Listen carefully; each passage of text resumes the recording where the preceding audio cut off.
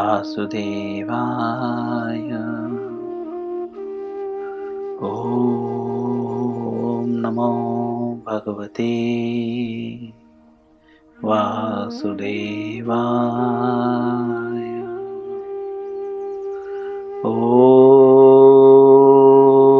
नमो भगवते वासुदेवाय।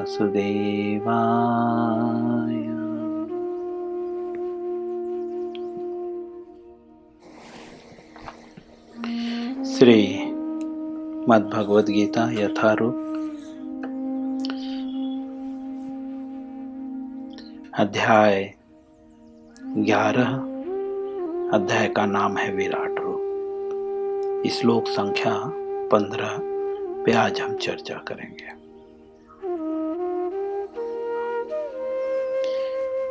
सबसे पूर्व श्लोक का उच्चारण करेंगे, फिर अनुवाद और उसके बाद तात्पर्य में प्रवेश करेंगे। तो सभी लोग मेरे पीछे श्लोकों को उच्चारण करने का प्रयत्न करें। हम 3 बार श्लोकों का उच्चारण करने का प्रयास करेंगे। अर्जुन उवाच पश्यामि देवांस्तव देवदेहे सर्वास्तथा भूतविशेषसङ्घान्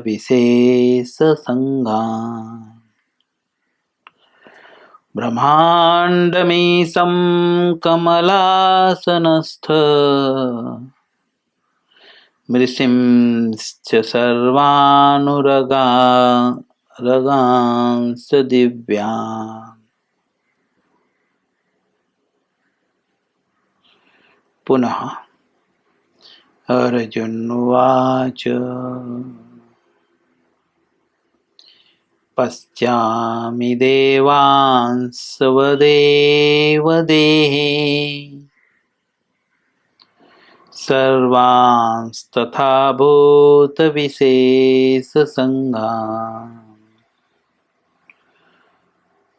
ब्रह्माण्डमीशं कमलासनस्थ मृषिंश्च सर्वानुरगांश्च दिव्यान्। पुनः एक बार। अर्जुन उवाच पश्यामि देवांस्व देवदेहे सर्वांस्तथा भूतविशेषसङ्घान्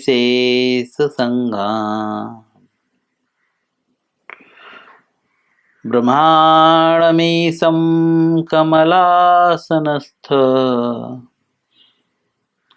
मृषिंश्च सर्वानुरगांश्च दिव्यान्। शब्दार्थ, अनुवाद और तात्पर्य। शब्दार्थ। अर्जुन उवाच, अर्जुन ने कहा, पश्चामि अर्थात देखता हूँ, देवान समस्त देवताओं को, तब अर्थात आपके, देव अर्थात हे प्रभु, देहे अर्थात शरीर में, सर्वान अर्थात समस्त, तथा अर्थात भी, भूत अर्थात जीव, विशेष संघान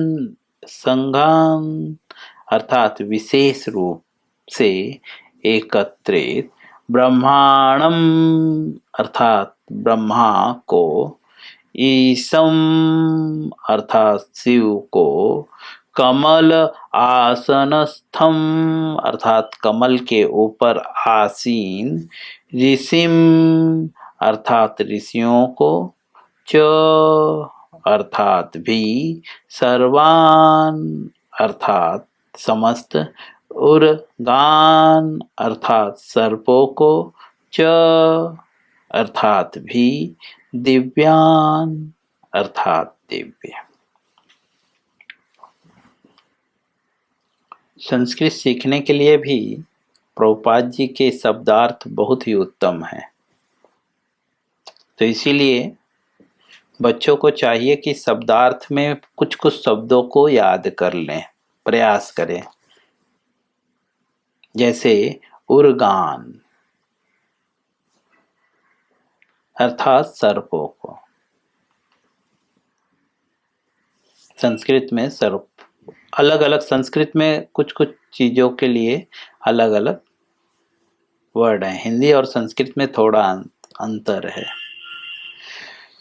चलिए, ऐसे बहुत सारी शब्द हैं जो हम निजी जीवन में प्रयोग कर सकते हैं। धीरे धीरे हम संस्कृत में भी बात करने का प्रयास कर सकते हैं।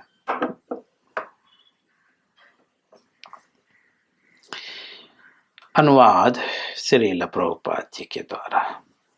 श्रील प्रभुपाद जी इस श्लोक का अनुवाद हिंदी में, अनुवाद अर्थात हिंदी में बताते हैं कि यह संस्कृत में जो भगवान कह रहे हैं या अर्जुन जो कह रहा है, इसका अर्थ क्या है।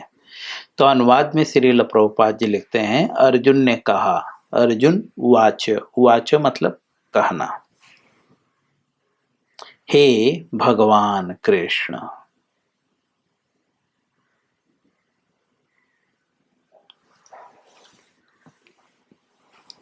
मैं आपके शरीर में सारे देवताओं तथा अन्य विभिन्न जीवों को एकत्र देख रहा हूँ। मैं कमल पर आसीन ब्रह्मा, शिव तथा समस्त ऋषियों एवं दिव्य सर्पों को देख रहा हूँ। जैसा कि श्रील प्रभुपाद जी बता रहे हैं कि अर्जुन बोल रहा है कि मैं सर्पों को देख रहा हूँ, दिव्य सर्पों को। यहाँ पे मटेरियल और बहुत आध्यात्मिक में अंतर है, ठीक है। तो यहाँ पे वर्ड यूज कर रहे हैं एवं दिव्य सर्पों को। ये सर्प दिव्य हैं। दिव्य और भौतिक में क्या अंतर है? दिव्य का मतलब आध्यात्मिक, आध्यात्मिक और भौतिक में क्या अंतर है? भौतिक जगत में प्रत्येक चीज नष्ट होती है, ये शरीर भी नष्ट हो जाएगा। आध्यात्मिक जगत में कुछ भी नष्ट नहीं होता। अर्थात आध्यात्मिक जगत में भी इनडायरेक्टली यहाँ पे अर्जुन यह कह रहा है, या प्रभुपाद जी इतना स्पष्ट से यह अनुवाद जो कर रहे हैं, इसका अर्थ यह भी है कि दिव्य शरीर भी होता है सर्प जैसा या सर्प का। क्योंकि भगवान की प्रसन्नता के लिए, जैसे बलराम जी शेष अवतार लिए हुए हैं, है ना। भगवान शेष सैया पे सोए हुए हैं, तो शेष जी कौन है? सर्प ही तो है ना। लेकिन उनका शरीर भौतिक नहीं है, दिव्य है। दिव्य मतलब कभी नष्ट नहीं होता, कभी बदलता नहीं है। इच्छा अनुसार वे शरीर बदल भी सकते हैं, ठीक है, लेकिन किसी भी शरीर में रहे उनके गुण नहीं बदलते। बट मटेरियल वर्ल्ड में हम जिस शरीर में जाते हैं उसके अकॉर्डिंग गुण बदल जाते हैं। अगर मैं सर्प के शरीर में जाऊंगा तो ईर्ष्या करूंगा, चूहे खाऊंगा। शेर के शरीर में जाऊंगा तो शिकार करूंगा, मांस खाऊंगा। गाय के शरीर में जाऊंगा तो घास खाऊंगा, और सुअर के शरीर में जाऊंगा तो मल खाऊंगा। और गया भी हूं, ऐसी बात नहीं है नहीं गया हूं, कभी ना कभी मैंने भी खाया है।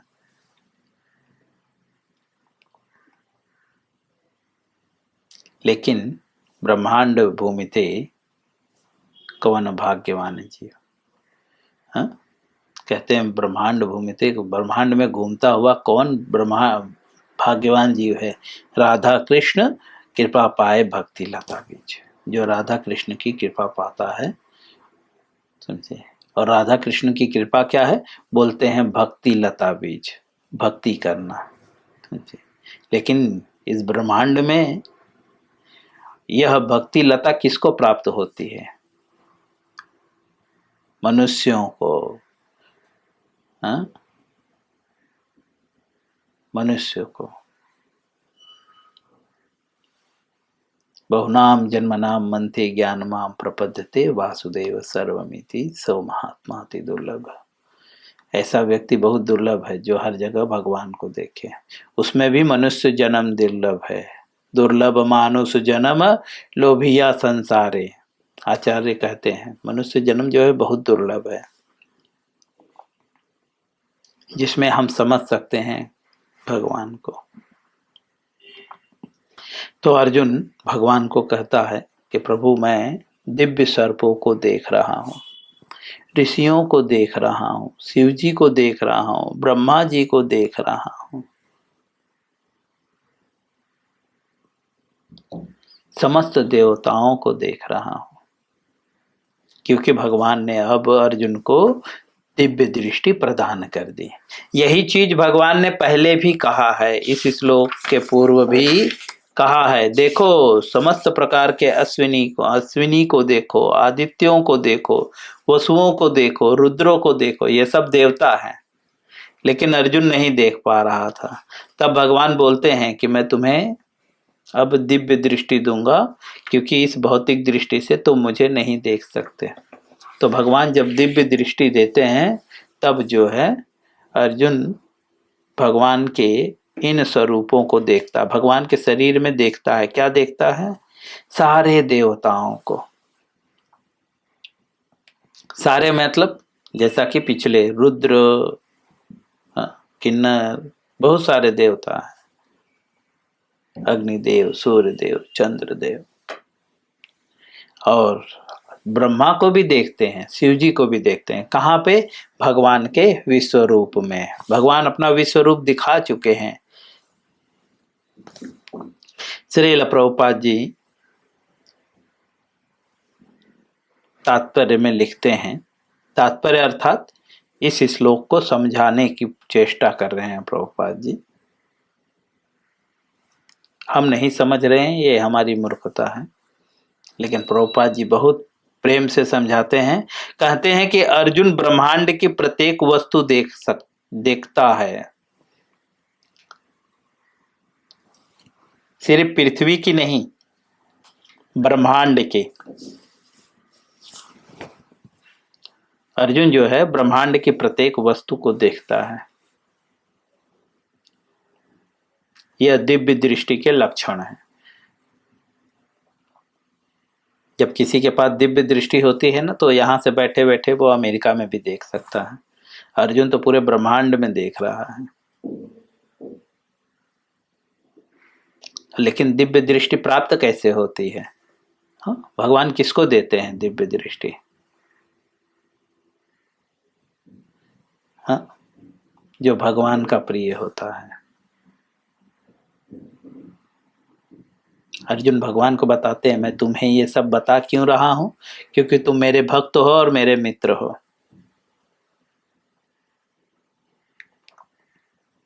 आपको भी ये दिव्य दृष्टि प्राप्त हो सकती है।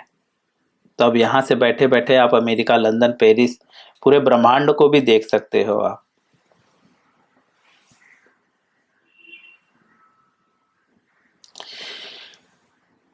तो अर्जुन कहता है, अर्जुन जो है ब्रह्मांड की प्रत्येक वस्तु को एक ही जगह पे बैठे बैठे देख रहा है। अतः वह ब्रह्मांड के प्रथम प्राणी ब्रह्मा को तथा उस दिव्य सर्प को, जिस पर गर्भोदकशायी विष्णु ब्रह्मांड के अधोतल में शयन करते हैं,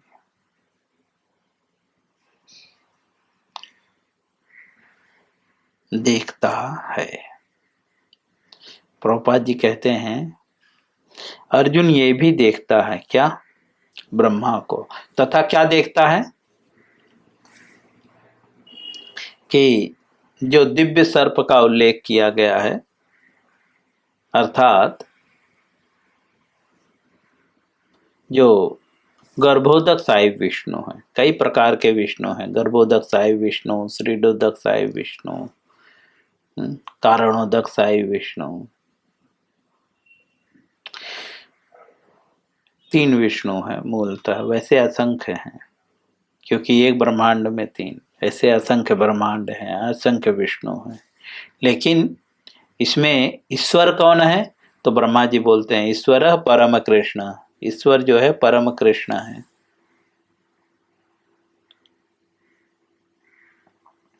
कहते हैं कि अर्जुन जो है दिव्य सर्प को देखता है। कौन से दिव्य सर्प? बोलते हैं जो अधोतल में जो है गर्भोदक साई विष्णु जहां पे शयन करते हैं, जिसके ऊपर इस शेष स्या के नाग को वासुकी भी कहते हैं। अन्य सर्पों को भी वासुकी कहा जाता है।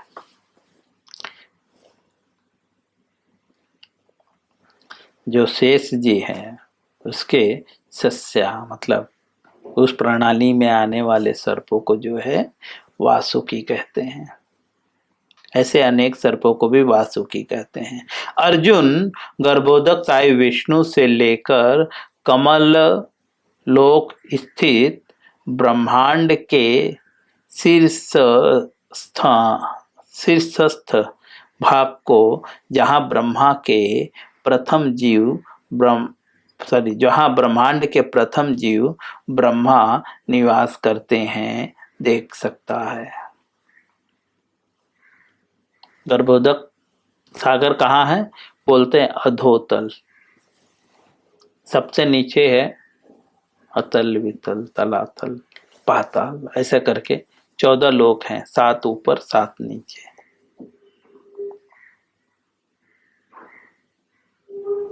तो अधोतल अर्थात पाताल से भी जो नीचे है, वहां पे जो है गर्भोदक साई विष्णु निवास करते हैं। ठीक है। और अर्जुन कहता है कि मैं नीचे से अर्थात अधोतल से कहां तक देख रहा हूं? बोलते हैं कमल लोक। कमल लोक कहाँ है? ब्रह्मांड के ऊपर, बाहर। दोनों चीजें ब्रह्मांड से बाहर है। जो शीर्ष है, शीर्ष भाग, ऊपर का एकदम भाग है, यहां से यह भी पता चल रहा है कि कौन से लोक कहाँ पे है। तो एक कमल लोक भी है। कमल लोक को जिसे दूसरे शब्दों में ब्रह्म लोक भी कहते हैं। तो ब्रह्मा जी वहां पे जो है निवास करते हैं, जहां ब्रह्मांड के प्रथम जीव निवास करते हैं। ब्रह्मांड के प्रथम जीव कौन है? ब्रह्मा।